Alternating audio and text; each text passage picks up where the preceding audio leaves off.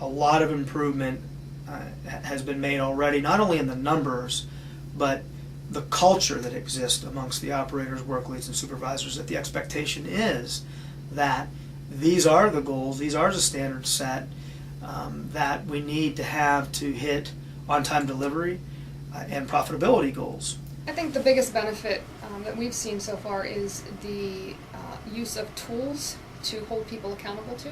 Where I have grown as a supervisor and a leader is that I know how to plan and effectively use my resources that I have in front of me.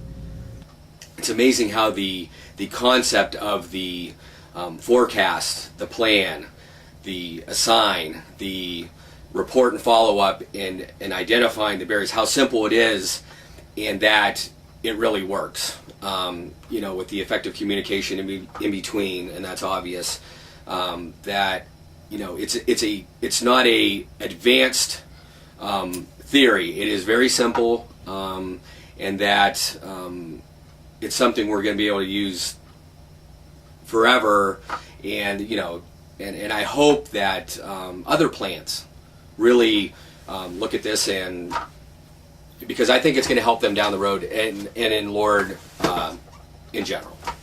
I think all the supervisors and managers have an understanding of what each other does, and can sort of get together and talk and not be like fighting each other. As in, like when we had the value streams earlier, it almost seemed like we were 3 separate teams in one plant fighting each other all the time. It seems like now we're all on the same team.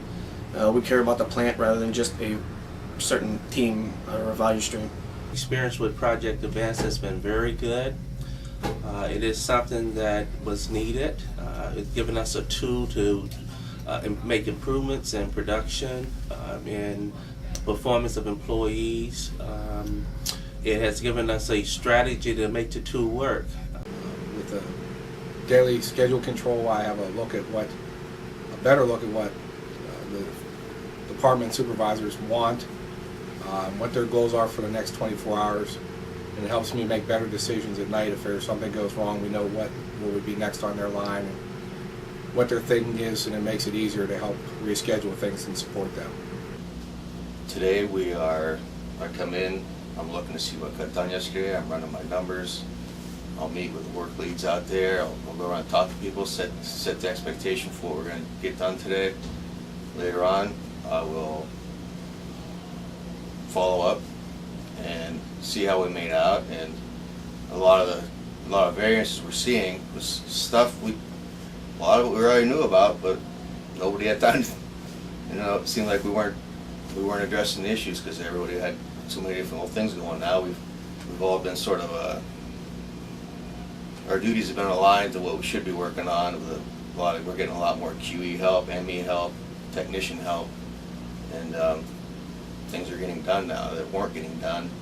The daily schedule control has worked well in my area, and I think in other areas as well.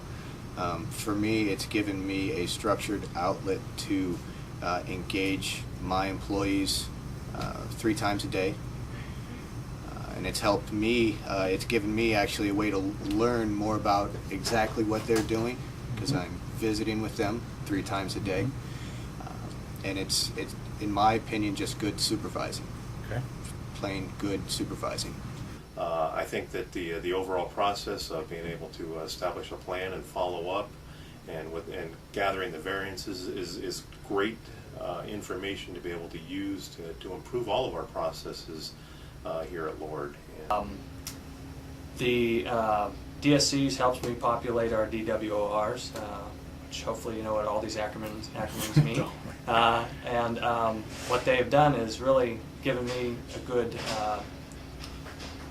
easy way to establish goals that have been established through Missy and the company, and find out how I'm hitting those goals. The management team is now working with one another versus against one another. The communication is more regular, it's more straightforward, there's more mutual respect. They're holding their staffs accountable, who in turn are holding the people that are on the floor accountable.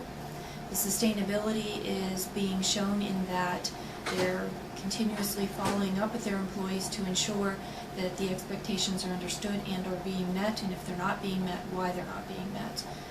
It's become much easier, in my experience, at all levels, to just talk to people without them getting defensive about, why are you watching me?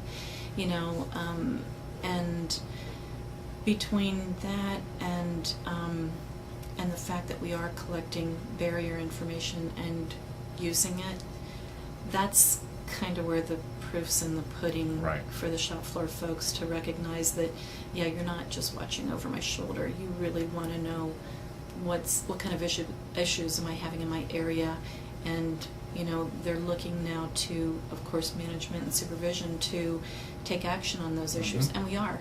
The systems approach is effective at managing daily communication, daily schedules, and needs that people have within the organization. And if you get together regularly, have a fixed plan, and then communicate your needs, it's amazing what you can accomplish. Doug and I didn't have a line before. We didn't have an arrow. We didn't have communication. We being NPI. We being NPI didn't have that communication with them before.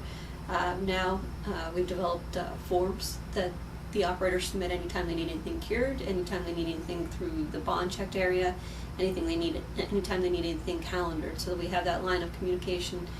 Doug and I also talk on a periodic basis about what priorities that I have and need, so that way he knows how to prioritize. I was impressed with the production meetings we're having now, the 15 minutes, which when we first started tended to draw a little longer, and now they're very brief. We're using all the proper terminology. Everybody understands the terminology, and we very quickly get through the meeting, and we address barriers for that 24 hours. And then our staff meetings are becoming more and more focused on what we need to do to keep production going in the facility.